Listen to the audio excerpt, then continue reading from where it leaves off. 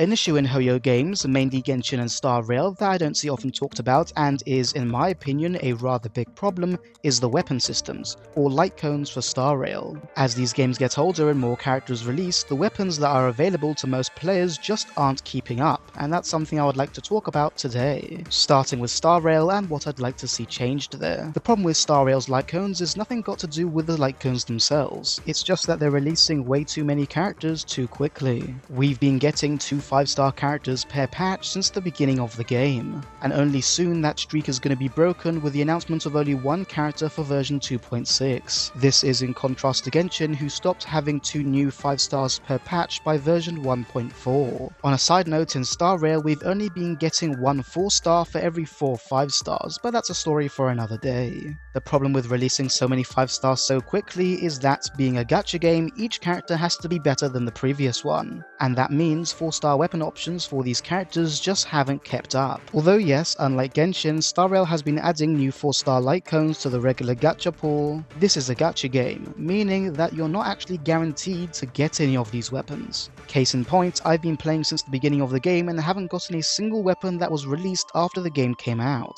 An issue that arises from not having a diverse series of weapons is that newer characters that utilize new mechanics just don't have anything you can use on them. Just as an example, if like me you don't have Good Night Sleep Well or the 4-star light cone that was made for Acheron, then you're stuck using Fermata on her, which locks you to either using Black Swan or Sampo with Acheron in order to activate the light cone's effect. Or how there is only 1 break effect destruction light cone, and if you don't have it, then you're just out of luck for those characters. Anyway, long story short, Star Rail has been releasing so many characters so quickly that the weapons have not kept up. A way we can fix this without having to add so many new light cones to the game is to remove the restriction that disables a light cone's passive when placed on a character of a different path. So what I mean is, allow us to, for example, take a destruction light cone, put it on an Erudition character, and the effect will still work. Obviously there'll have to be some ground rules to this. This will only work on 3 and 4-star light cones and will not work on event 4-star light cones, as there is only 1 of those in existence. This will work, however, on Battle Pass light cones, as although they cost money, you still can acquire them. A way I can see this working is through Herta's shop, which will have 2 new items. One will convert 3-star weapons to a different path, and another will convert 4-star weapons, and will cost 2 and 4 Herta bonds each respectively. This will give players a reason to continue farming Simulated Universe, and I'm sure Herta can come up with some sort of light cone cloning technology that can explain the item lore-wise. By the way, if it was not obvious, when converting a light cone, it will use up that 1 light cone, meaning only the light cone you use it on will change paths. And if you want to superimpose that light cone, you'll have to convert another one of those light cones to the same path, then superimpose it. But if a light cone was already superimposed, it will keep its superimposition level. Now, for some examples of what can be done in this new system, excluding Boot Hill's signature, there isn't actually any break effect weapons for the Hunt path. However, I'm sure Boot Hill will appreciate Indelible Promise, which increases his break effect as well as his crit rate after using an ultimate. There are also other break effect light cones like What Is Real and Memories of the Past that would be useful on other characters as well. Although I've never seen anyone use it other than in the early game, Make the World Clamor's 64% ultimate damage bonus is nothing to scoff at, and may be very useful for characters that are not of the Erudition path. I think it'll be interesting to put the newish Harmony light cone poised to bloom on an attack scaling abundance character like Luocha to make a triple DPS team that doesn't sacrifice survivability. Having Sweaty Pearls on a Harmony character would be interesting, I think. And Destiny's Threads for Woven and This Is Me both increase damage based on defense. If we ever get a defense scaling attacker, those will be really good on them. Landau's Choice, while it does not increase your damage, it does increase your aggro for characters like Clara and Yun Li. Woof Walk Time should just be an Nihility light cone, I don't know why it's a destruction one. And Subscribe for More would be interesting on a character that doesn't have to use their ultimate as much. Anyway, I think you get my point. Allowing us to use any light cone on any character will diversify our options and playstyles so much, certain characters won't even be recognizable. Finally, limited time event weapons should be made available after the event ends. Maybe, for example, they can be added to the Memory of Chaos weapon shop, but be more expensive than the weapons that are already there. When it comes to Genshin, in my opinion, the weapons have a similar problem to Star Rail, but it's not exactly the same. In Star Rail, the meta is moving so quickly that the weapons that are released aren't enough. However, in Genshin, although the meta moves very slowly, there's no free-to-play weapons released at all. Although yes, there are event weapons and the craftable weapons, the event weapons are either really good or really bad, and obviously you can't get them once the event ends, and the craftable weapons are just kinda standard and don't do anything amazing.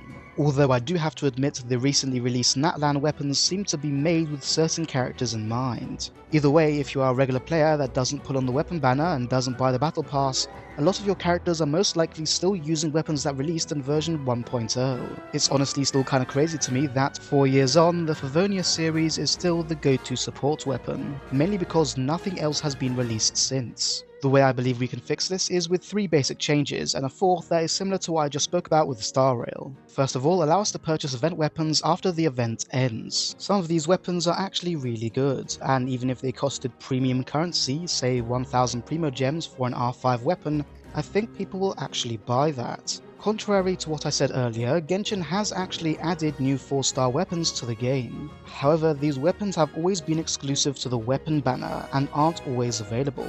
Although like the event weapons, some of these just aren't that great, there are around 16 of these weapons, and I believe allowing regular players to get these weapons more easily would just be extremely appreciated.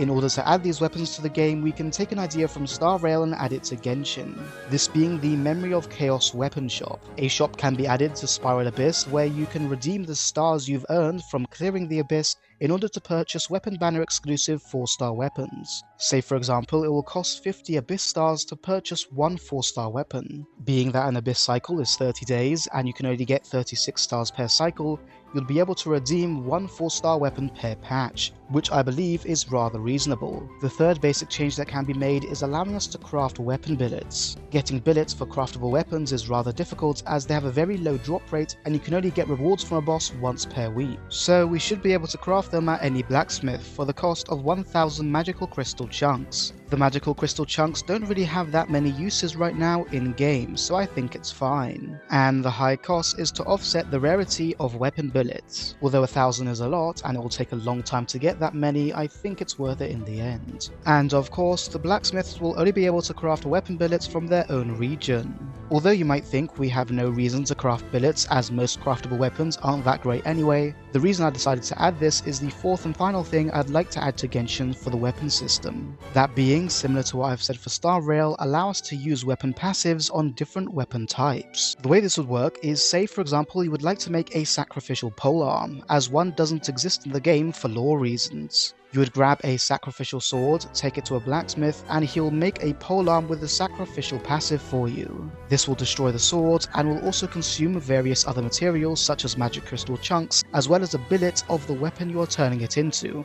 in this case a polearm. Which is why I would like to be able to craft billets, in order to have this system work properly. The weapons you create this way will all look like the weapons from the prototype series, as this is a craftable weapon everyone has access to early on in the game. However, of course, they'll have the substat and passive from the weapon of your choosing. Similar to what I said for Star Rail, allowing us to use a weapon's passive on a different weapon type will change certain characters immensely. However, if I had to go through examples, I'd literally be here all day. But just imagine putting the thrilling Tales of Dragon Slayer's buff on any character and you can see what I'm getting at here. Of course, there will be restrictions. This will only be available to regular 3 and 4-star weapons, as well as craftable weapons, weapons from the battle pass, and the limited time 4-star weapons from the weapon banner, which as I said earlier can be added to a Spiral Abyss shop to make them easily obtainable.